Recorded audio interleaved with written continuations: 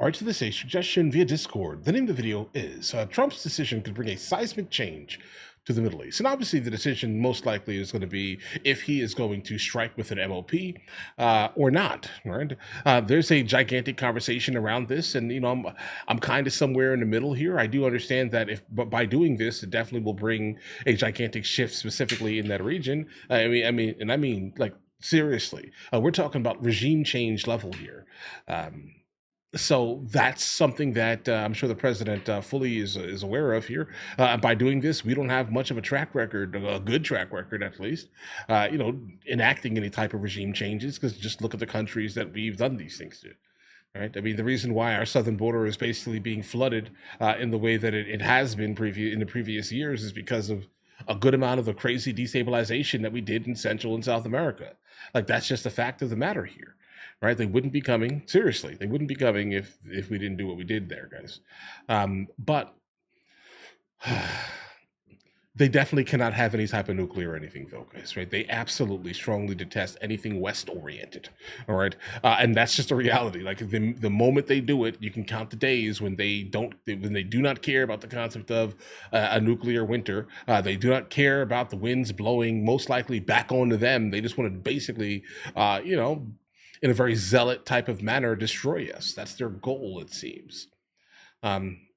So I know Trump is most likely waiting for some type of diplomatic, answer to these questions here. I just have no idea how that's even going to turn out there, guys. Let's just be honest here. Iran has basically already said if the United States of America gets involved in any manner, we're going to be treated terribly also, basically, guys, right? So let's just see where this video goes and takes us. Maybe there's some brand new information. Let's jump into it, guys.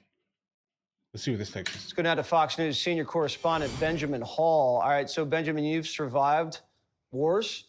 What does your gut tell you? It's a British guy,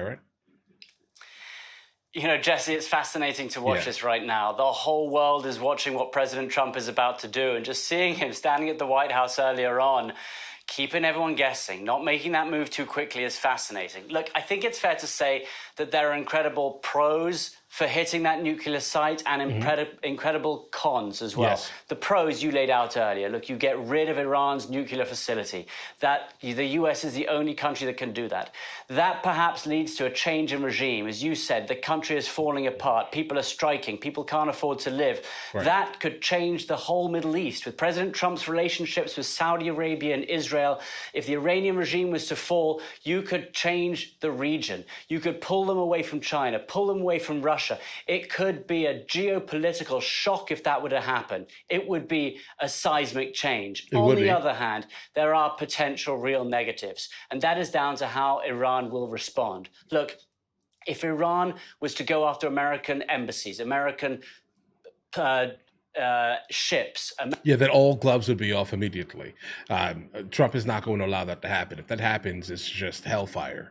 If that makes any sense here, guys. Nothing good happens to the people of Iran if that happens. If the Ayatollahs decide to start striking U.S. bases and targeting Americans, then America's going to get involved, and then Iran is basically going to disappear. American bases, and Americans were killed, it would quickly lead to escalation. America would have to get involved further and further. If they shut the Straits of Hormuz, the oil prices rise. If they use their countless terror proxies around the world, we could see an outbreak. So President Trump right now is balancing the two. But even if the US didn't want to get involved with this before Israel started, the thinking is that if Iran is now given a chance, they will rush for a bomb. It is the only way they can do so. Yeah. The delays on their nuclear program at the moment may be around 2 years. It'll be 5 plus years if that facility is hit, and that is a big difference. And so President Trump, mulling this up, do you stand alongside your ally Israel, or do you perhaps pull back and hope for some diplomatic way of this finishing? The problem is that, guys, Israel is not specifically taking heed to, much of what we're saying. I mean, anything that we say, specifically when it comes to kind of ending or taking out, let's say, the supreme leader of Iran, they say that it's still on the table. Trump is basically saying, hey, bro, you take that off the table. Last thing you need out there is a martyr. That, it appears, is not likely, and many people feeling it won't be long till the president makes a decision to perhaps go after Fordo nuclear base. Benjamin, could you see a scenario where we did use the bunker busters on Fordo and the Ayatollah stayed in power? No chance. No chance. Look, it's a fascinating question. This is the big question. I think everyone knows that regime change is not going to come forcefully, that you have to put in place that to happen domestically inside Iran. And those things are already happening. But look, they've taken away the leadership of the military. And many people say, yes, the Ayatollah is the supreme leader, right, but actually it is the IRGC, the Revolutionary Guard. They're the ones that have controlled the country. If you take those out, and many of them have already been gone, if you take out the Ayatollah or some of the mullahs, which Israel might do, then that leaves a huge vacuum. But the question is, who fills the gap? There is no real opposition leader in Iran at the moment. You know, in Russia, you had the Navalny. Well, Russia killed Navalny, and they have done the same in Iran. They have killed all the opposition leaders. And so who could lead the way after that? You have the Shah's son, who lives in Virginia, Reza Pahlavi, who is supporting the Israeli moves. And he is saying he would come to Iran. He would bring them towards democracy. But again, many Iranians outside Iran... Yeah, guys, we don't need to implant someone. See, I hear it, guys. It's great. There's something that's needed to be done there, right? But understand the history of that, guys. Support. And many Iranians inside Iran, not so much. They don't like the idea of a king. So who fills the gap? Does it become another hardline militant, or does it become democracy? And again, another big question, in which direction Iran would go. Yeah, I don't think they're going to accept the Shah's son. No, they're not. That's probably not something that they're going to stomach. But would it be better if there was just kind of a hardline military guy that kind of kept the country together, but he was defanged, limited ballistic missiles? No, guys, like, this has never worked. It is like, I'm trying to find, a historical reference here, and unfortunately, I'm not coming up with any like actual positive one, guys. Think of military dictatorship, bro. What are you talking about? No. Don't do this. Don't do this. The Iranian National Guard wasn't playing any games outside the borders, and the nuclear facilities were completely decimated. I mean, like, it's hard to see someone in the military who could play that role. I've spoken to so many Iranians over the last week, people inside Iran. It is the military that they can't stand. If there's going to be a change, a positive change, it has to be away from the military. So no, I'm not certain that's the case. No. I think that it would have to be the people rising up. In 2009, we saw the Green Revolution, hundreds of thousands of people on the streets. We saw it in 2022, hundreds of thousands of people on the streets. There is a movement in Iran. 80% of the country want change. You look back to pre-1979, you saw this democratic move, not democratic, it was under the Shah, but you saw a freedom movement where people at least had some sort of free say. So, no. It can't seem to be a military leader that's going to take over. Yeah, but Benjamin, you hear things like the freedom, and you hear things like, the people are going to rise up. We've seen this before. I mean, a lot of the times it could take it could take decades, and you could just have a power vacuum where the people with the guns have the power and the people without the guns have nothing. And then you're looking at a failed state. That's what you're like asking for, it seems. We need to come up with a better solution than just this here. I mean, that's obviously something to consider.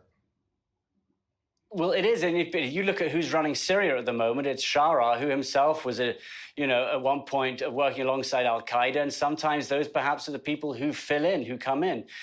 We don't know who those people are in Iran because the opposition has been so silenced. Right. But yes, does it become a failed state after this? Almost I would argue immediately. it is already a failed state. It Almost is a totally immediately. failed state. So would the opportunity of bringing in another military leader, would perhaps be the opportunity of bringing in one of the current diplomats who has worked, liaising with the US over the last few years? Would that be a better option?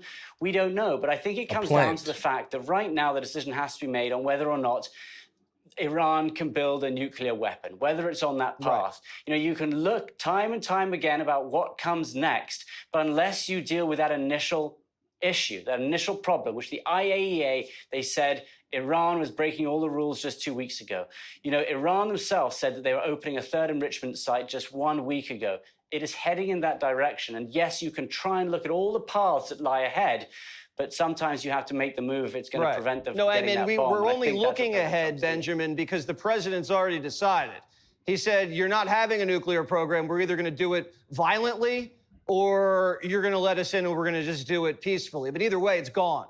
That's why we're looking ahead. Benjamin Hall, great to see you. Yeah. And everybody check out his book. Okay, guys. So many interesting questions just basically came up here, right? I mean, truthfully, honestly here.